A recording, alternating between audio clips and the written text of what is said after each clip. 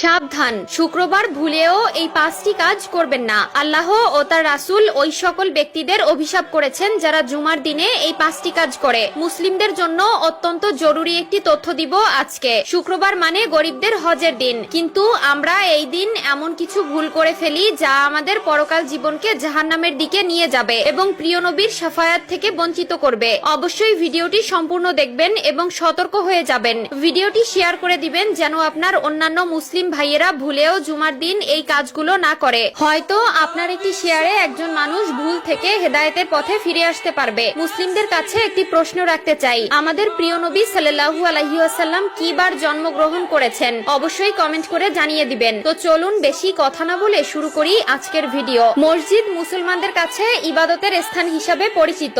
এরপরও আমরা মসজিদে এমন কিছু কাজ করে থাকি যা মসজিদের পবিত্রতা নষ্ট করে। তাই মসজিদের পবিত্রতা রক্ষার জন্য কোরআন হাদিসে নিষিদ্ধ বিষয়ের উপর লক্ষ্য রাখা উচিত। 1 নম্বরে কোনো নামাজি অন্য নামাজিকে উঠিয়ে দিয়ে বসা যাবে না। রুদ্দুল মুখতার 630। মসজিদের ভেতরে প্রতি ওয়াক্ত নামাজ একই স্থানে আদায় করার জন্য কোনো লোক নির্দিষ্ট জায়গা রাখতে পারবে না। 2 নম্বরে রয়েছে মসজিদে হারানো বস্তু তালাশ করা যাবে না, কারণ মসজিদে দ্বীনের কথা বা কাজ ব্যতীত অন্য কোনো কথা বা কাজ করা নিষেধ। মিশকাত শরীফ 654।